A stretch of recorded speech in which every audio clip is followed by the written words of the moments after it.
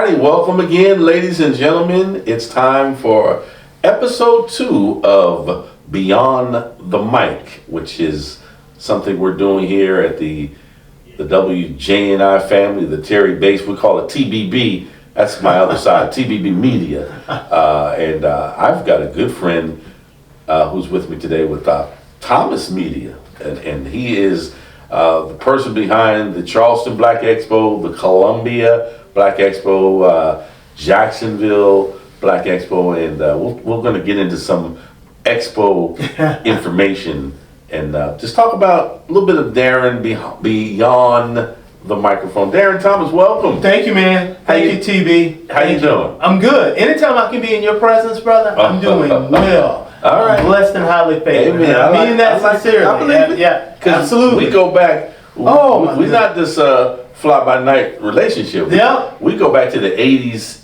right? Absolutely. Columbia, South Carolina. Columbia. University of South Carolina. Where we came in. Now, were you 83 or 82? I came in 83, fall of 83. Okay. Yeah. So I got there a year before you. Yeah. But we welcomed you in. That's right. Without any kind of initiation. Like That's right. You know how they do now. Absolutely. Absolutely. Get into that.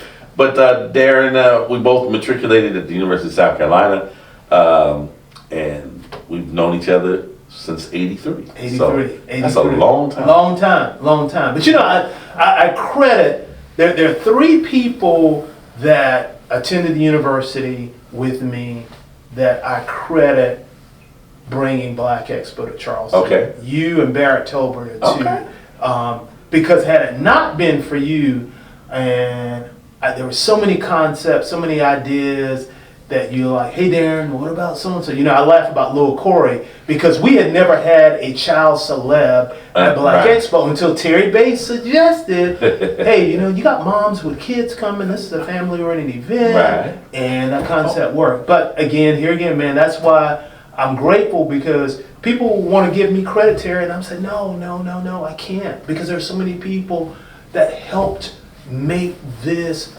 come to fruition. Right. And now, what, 27 years? 27 years. Yeah. So, yeah. When you do anything for 27 years, other than be sentenced to jail, you're probably doing something good. That's right. You don't want to master that. That's right. But, that's right. 27 years. So Barrett Tolbert. Yep. Terry Bass. Who's the third person? Can you say? Well, so the third one would be my best friend Carl Steen. Okay. And my line brother, because when Mayor Riley came to us about establishing, Carl was a city attorney. Okay. And I called him. I said, hey man, Carolina man. Yeah. I said, are y'all serious about this? He said, well, I don't know. He said, the chief of staff says that they're serious, Darrin, and just feel so. Here I am. I have 3 brothers from Carolina who encouraged me to follow through, and I give credit because again, 27 years ago, who'd have thunk, as they say. Yeah, and I remember the first year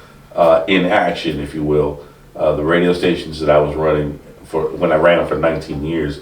There were still other Citadel broadcasts at the time. Yeah. It was the 93, Magic. That's right. 101.7 at the time. That's right. And Heaven 1390. Yeah. And I remember telling the one person I had to clear it with to say, hey, we're going to do this in kind to just help it happen. Because, you didn't come in here with a big budget and all that.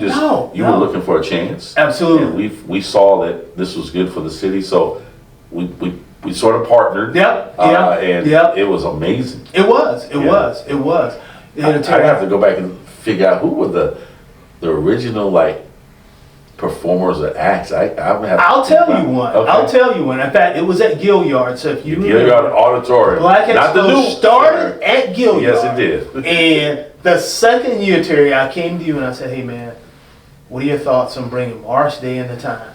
And you were like, really? The Berg? I said, seriously. And we booked them. And what's interesting, Terry, that was the year that Lynn Swan was our guest speaker. Unbeknownst to me, Barrett Tolbert, who works for Charleston County, who's worked for the city at the time, huge Pittsburgh Steelers fan. And Lynn was coming in because his message was regarding entrepreneurship in the African American community, Right. and he was telling the story of what he'd done since leaving Pittsburgh. And what we were trying to do was find those things that would appeal to folks to come out to be a part of it. We said, okay, we got to have something educational, but let's have something entertaining. And I'll never forget, we said, okay, what about Mars Day in the Time? Let's bring an old school act as well. Now, I'll get into the big year when you and I talked, and I said, okay, evolving past Friday night, because the Black Expo experience, Terry, was in large part, getting people out on that Saturday, and then we grew beyond that. We had the kickoff, and then we did the Friday night event, and then we did the golf tournament. You were the one who taught us, said, "Hey man, Darrin, we can make this work. We can make this work." Yeah. But that Friday night, we did the gala, the old school hip hop gala. Houdini, MC Light, Dougie Fresh, Big Daddy Kane. Kane. I'll never forget the folks that came out, and it was unbelievable in the Gale Yard that year. It was. Yeah. But those were good times. It was good times.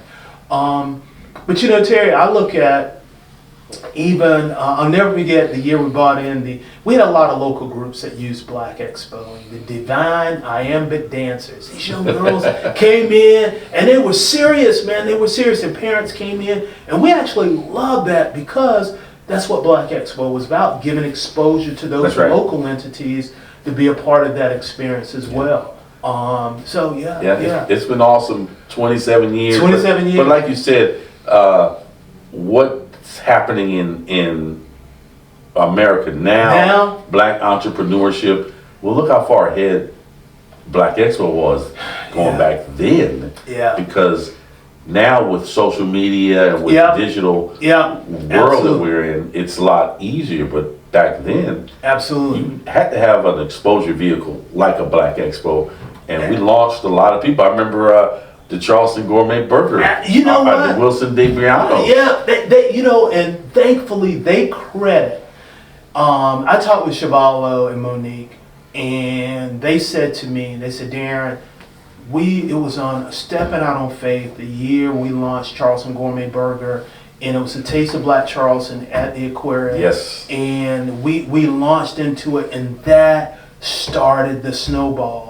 And I'll never forget, a few years later, they were in Lowe's food stores, Walmart, everything. But he credits Black Expo and giving him that exposure to be able to launch his product. But Terry, there are a lot of success stories out there that, we see that as who we are and very fortunate. Yeah, that'd be a good book. To one day chronicle the people that came through Black Expo, and you could do it city by city. Absolutely. Or, you could have the Charleston part of the book, Columbia, Jacksonville, and Greenville for a time. That's right. And let's rewind back to the original Expo idea. Let's say, because you at a time you had a partner that Thomas McCants. Yep.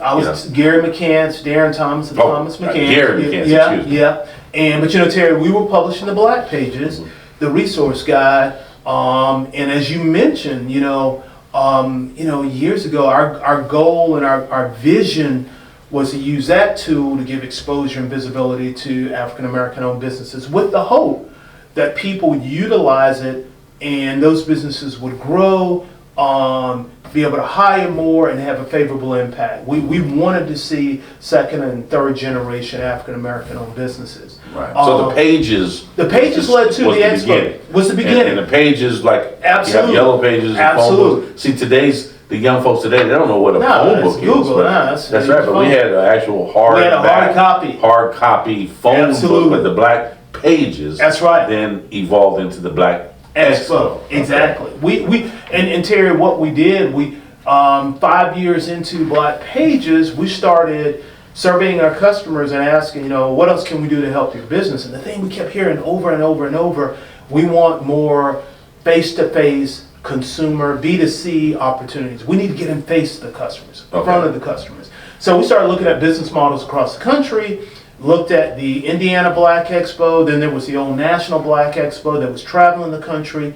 We sat down with Jerry Roebuck, the CEO, and he was very very plainly stated. He said, "Yeah, I don't have any interest in the towns the size that you all are in. Okay. I'm going to more of the Charlotte, New Orleans." And so we just said, well, if we can make Black Pages work, we can make Black Expo work. That's right. And believe it or not, we started in Wilmington, North Carolina, used it as a test market because we had the Black Pages there. Then came to Columbia in '98, and then Terry, as I mentioned, unbeknownst to us, Mayor Joe Riley sent Barrett Tolbert to Columbia because he'd heard about this Black Expo and said, hey, maybe that's a tool that we could use. So that's how we ultimately got to Charleston. Yeah. Oh, wow. And now we are. Here we are, 27 years later. 27 years later. So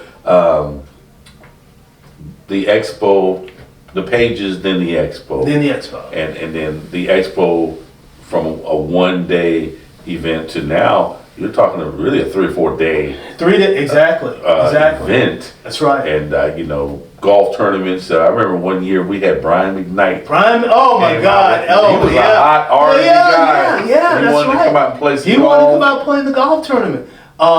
You remember Urban Blueprint Parker was one of our celeb football players that came out that year. That's right. George Rogers would bring all these guys down. We were out at Coosaw Creek, and it was incredible because of what we were able to use that support to help the Young Golfers Association. Right. But, we had a history of giving back, and because we were doing that, these guys said, hey, yeah, we'll come and be a part of it, because we didn't have the funds to pay them. Right. But they came out. They came for out the experience. Absolutely, absolutely. And because it was to help give back, and now That's right. you've got First Tee. That's right. Tiger Woods. That's and right. Folks are exposing golf to the African American youth, which has been a great thing. Yep, absolutely. And others, but you talk about that. Let's talk about some of the benevolence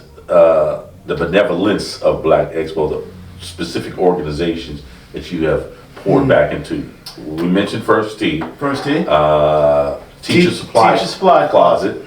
Big shout out to the Jack and Jill of Charleston, because Terry, in our 12-year history of doing the Taste of Black Charleston, we've raised over $60,000 for that entity. And at one point, they said to us that we were the largest entity with the Taste and Jack and Jill, given to Teacher Supply Closet. Oh, wow. Okay. And I go back to even before that. We had done things specifically with Memringer Elementary, Mary Ford Elementary, and I remember those schools sticking out in my mind because we had instructors reach out to us, and we saw it as an opportunity to expose the kids that came out to be a part of that.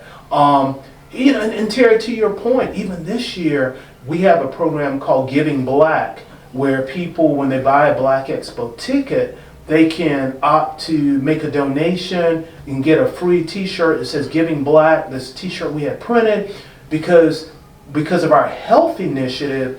We've selected Closing the Health Gap as the entity to give back to this year. Yeah, Dr. Bell. Absolutely. Okay. Because of our, Terry, here's the thing. We didn't realize this, man, but our exit data 8 years ago showed us that a large number of people came to Black Expo to have or would have a health screening done.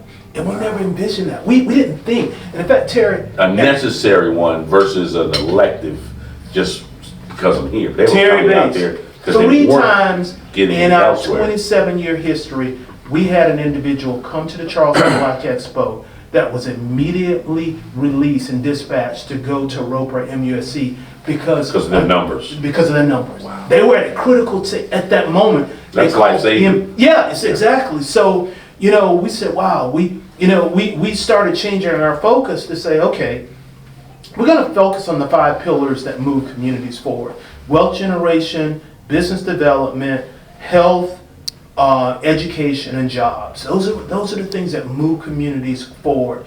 And because of the focus on health, we coined the phrase "your health is your wealth." And healthy consumers make better economic decisions. And because you said, okay, this we can fashion into the Black Expo model because it does move communities forward. So this year we got our big breast cancer awareness campaign.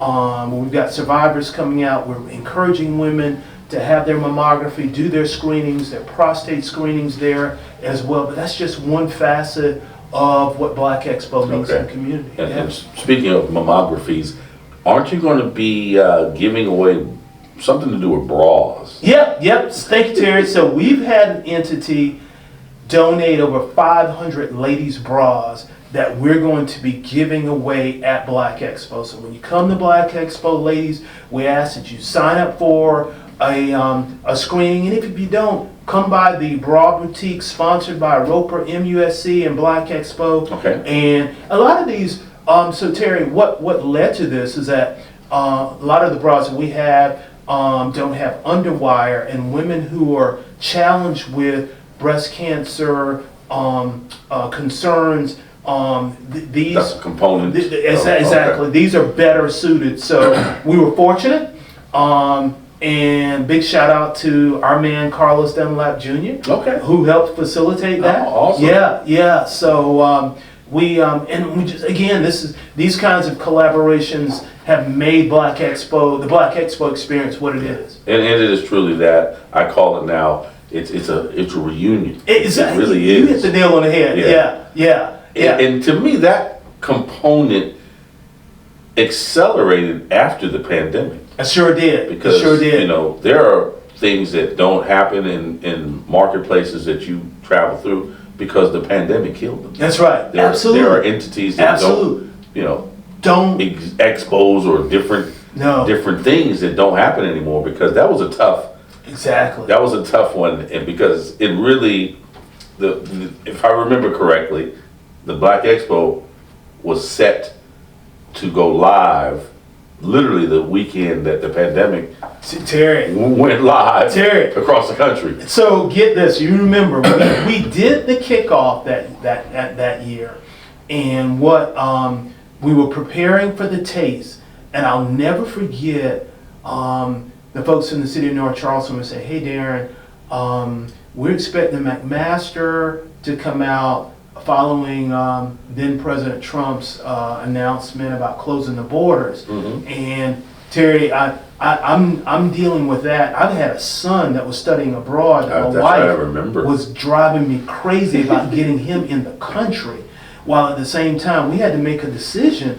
And then when they canceled the St. Patty's Day Festival in North Charleston, the convention center came to me and said, "Hey man," and I said, "Yeah, out of abundance of caution, and so literally we already had vendors set up. Yes, and I remember we were halfway set up on that Friday.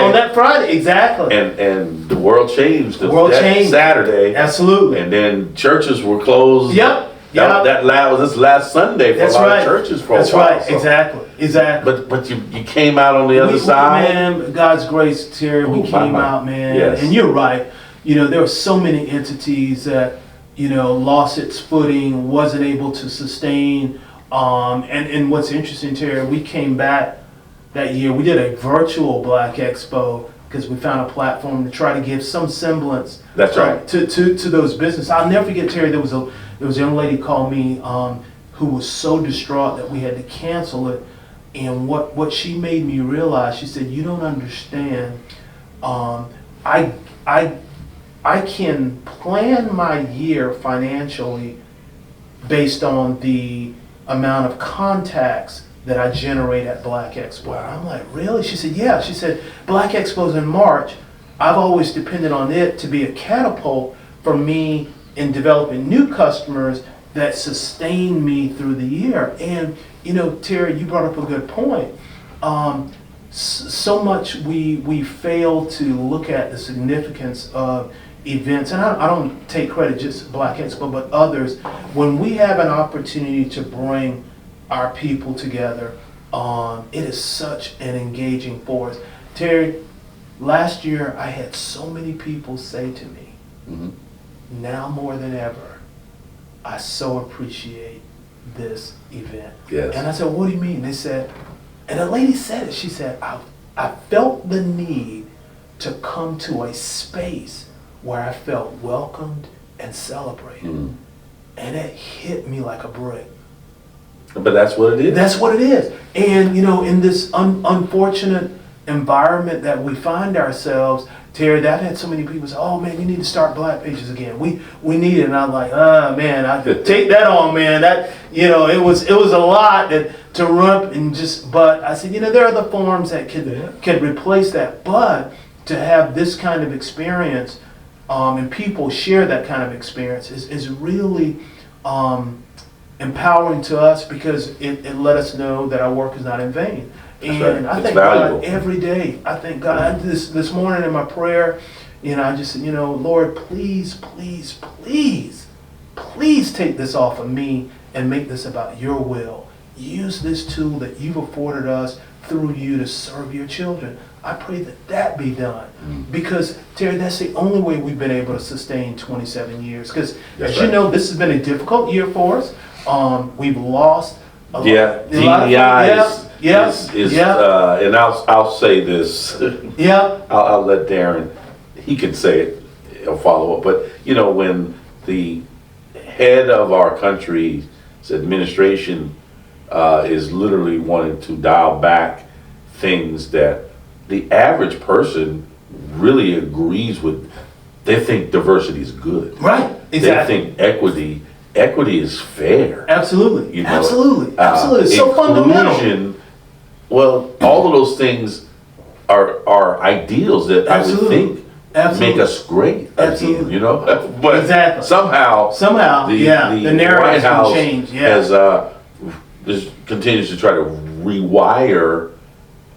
You know what they say: if it ain't broke, you shouldn't try to fix it. That's right. So I don't know. It's like they're trying to break it. Exactly. You know, but because of initiatives and, you know, companies that have consistently cowered down. You know, we could mention some of those, but we don't have to. But, you know, if I had a $1 billion industry, I think I would just have to say, well, you know what? I'm going to continue to look for qualified African Americans and females, and, you know, I'm not going to do like some of these companies have decided to back down. That's right. You know, but, you know, you faced financial loss because of the name of your event. Exactly. Which is crazy. Crazy. You know? But, you know, Terry, we serve an awesome God. Yes. And I will say this, what we lost, we have been able to slowly replace. Yeah. Praise the Lord. Yeah, man. Yeah.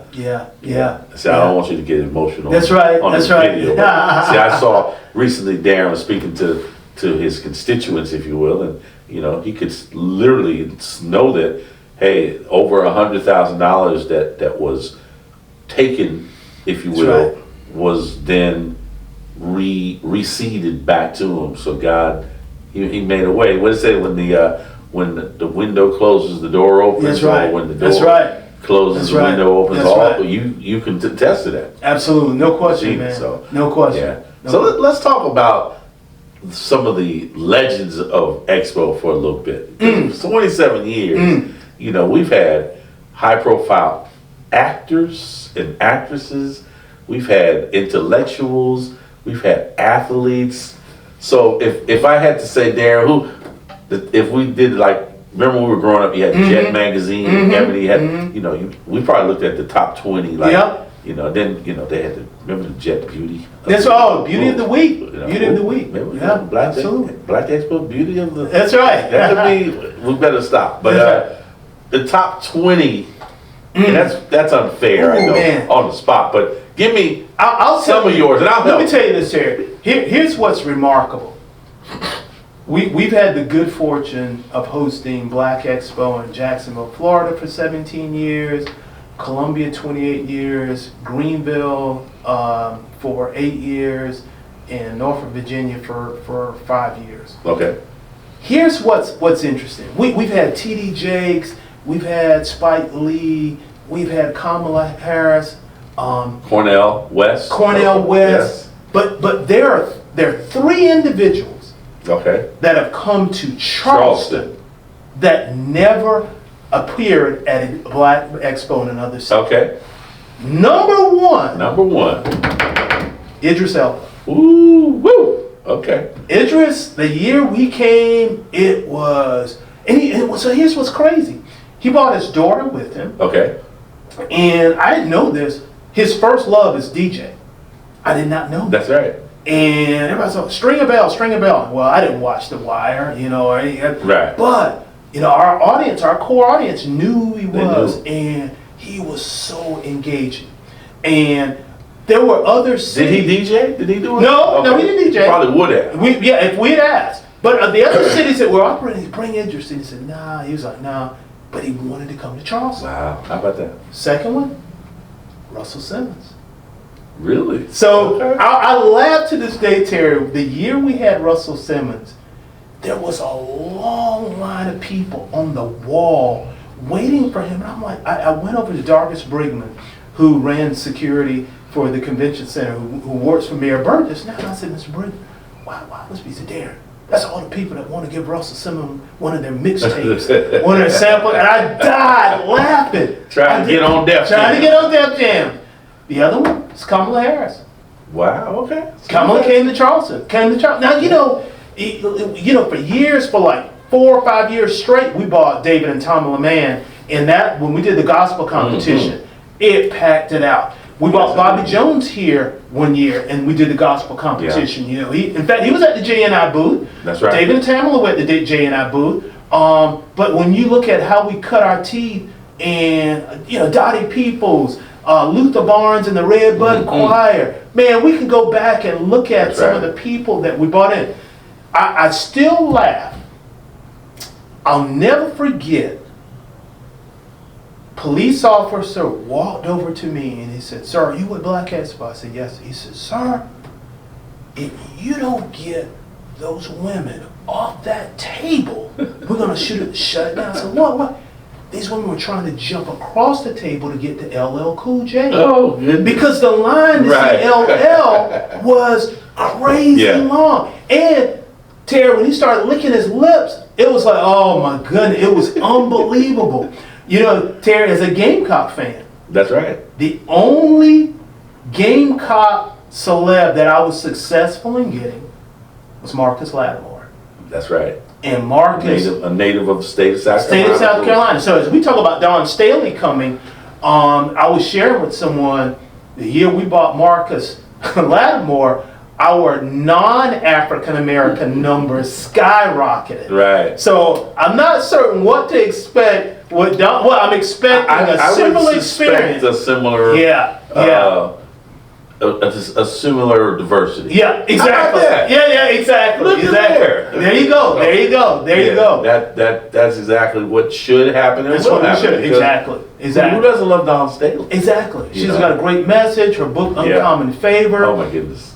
Something that speaks to us all. But bro, you're right, man. We've been so incredibly fortunate in this space that bringing those celebs. But I'll be quick to tell Terry, anybody, the thing that warms my heart is when I have a student that walk up to me and say, "Hey, you don't know this, but because of you, I got in college.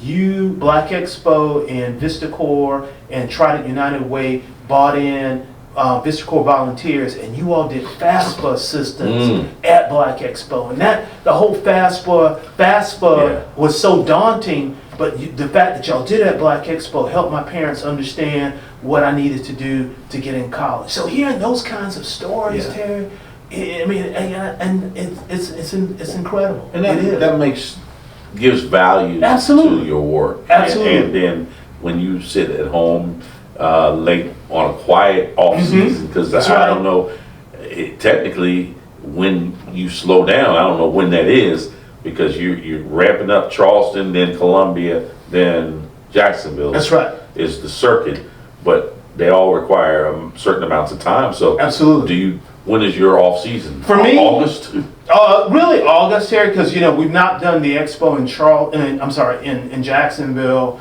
in 5 years because we had 2 back-to-back hurricanes. Historically, the schedule was Charleston in March, Columbia May, Florida was in October. Yes. And 2 back-to-back hurricanes just was there. So now my off season really is August through the fall, Okay. where we're gearing up for the next year. I got you. Putting the seeds in place, meeting with the board. We got a very, very active board.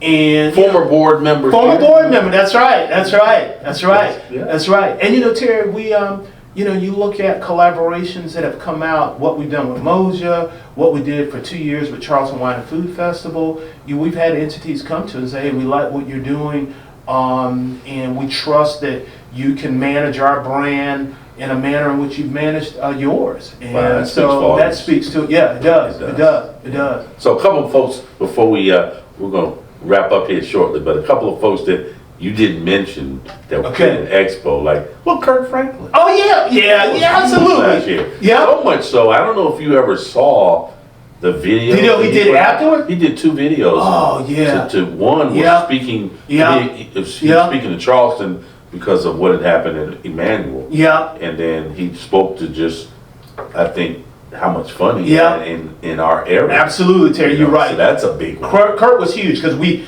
not been able to replicate his appearance elsewhere. So you're right. Yeah. Definitely. Oh, so that's another. That's another one. Yeah, Yeah, Charleston okay. makes Charleston Yeah. unique. I Exactly. remember Boris Kojo. Oh, you remember? That was a little That was high. yeah, man. Boris was good. Yeah. He was hot at that time, and man, he was. He was doing the circuit, and he actually flew in from Canada, which was crazy. And see, here's the thing that makes Charleston really appealing, and I laugh with Spencer Pryor about this, is because the airport being central in the fact that Charleston has a lot of nonstop flights Just on the and bigger hub. international That's flights right. work to our favor It here. does. It Yep. does. So Yeah. that's true. So that's a couple I could go. I mean, Dietrich Haddon, that was Yeah, cool. Dietrich Haddon was great. Some other pretty popular actors. Kiera Sheard, we Yeah, had Kiera Kiera. Sheard. Yep, yep. To You Terry, had Dr.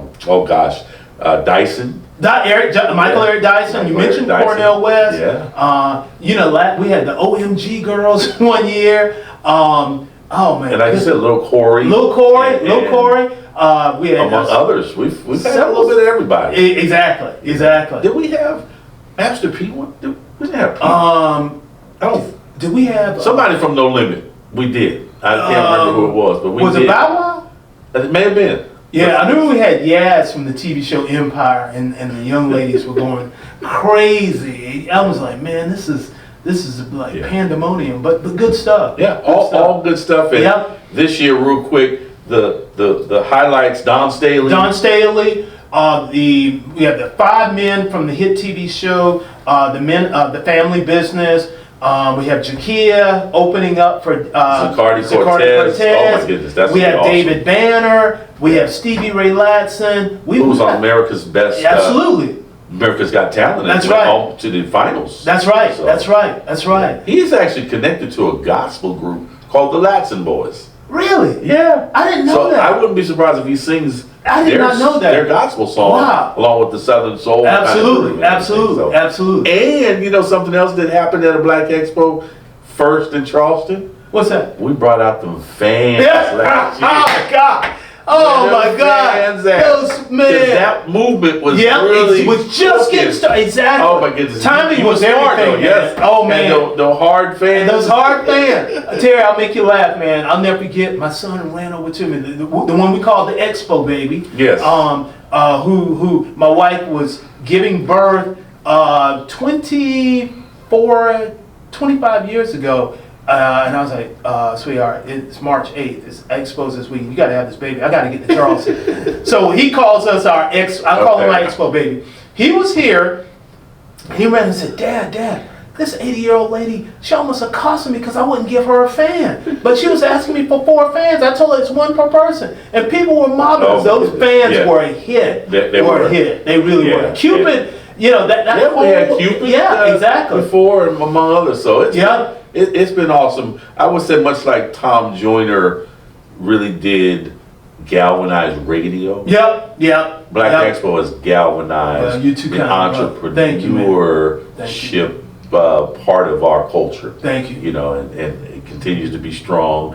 March the 14th. Yep, March 14th, 2026. We've got the kickoff that Thursday Awesome. night, the Taste of Black Charleston that Friday night, And then we're on and popping on that Saturday, March 14th. Absolutely. So from a young man from Effingham, South Carolina. I don't know if we didn't bring that up yet. I know. But Effingham, which is a suburb of Florence. A suburb of it's Florence. now a suburb. That's right. Once That's upon a right. time, it was a little country spot. That's right. Absolutely. Absolutely. Tobacco farm, baby. Now to be a part of all that you've done from Columbia, the halls of the University of South Carolina, to now, and I think to be able to be an entrepreneur, because you work for God. That's right, man. That's right. And That's right. what you That's do right. is onto Him. That's right. And serving His people. And absolutely. Look, won't He do it? Won't He do it? He Won't does He do it? Won't He do it? He does it well. Terry, He's surrounded me with some great people, a great board, but an incredible team, great staff. And I've been so blessed, man, because I am but one person. And the folks that He is surrounded with me, I give them the credit, because that's how you sustain 27 years, man. That's right. Yeah. And I must say this, the Black Expo diet or work ethic, it keeps you same size. Man, you know what? But Terry, I got 25 more than I had. Well, at least, I was in that gym this morning, man. I to work off the stress to keep it going. Yeah, have to. Absolutely. Well, onward, upward, and thank you, brother. Ladies and gentlemen, something's going to happen this fall. You heard it here first. That's right. The TBB and Black Expo South, we got something in mind that you just wait and see. That's all we can say. That's right. That's right. That's right. It's going down. Absolutely. Absolutely. Absolutely. Well, man, Absolutely. This has been a whole lot of fun. We look Thanks forward for having me, man. to now you have a little bit more of what's behind the mic. The CEO, Darrin Thomas, Black Expo South. How can folks reach you as we close? Our website, blackexposouth.com. If they want more information about Black Expo and beyond, go to our website, blackexposouth.com. There it is. And the last thing I'll say, I'll go ahead and prophesy. Wait till the app comes out, the digital app to get the integrated the businesses. I see it in his future. All right. We'll accept that. We'll accept that. All right. We're out. Have a good day, everyone. And we'll talk to you on Beyond the Mic and Behind the Mic real soon.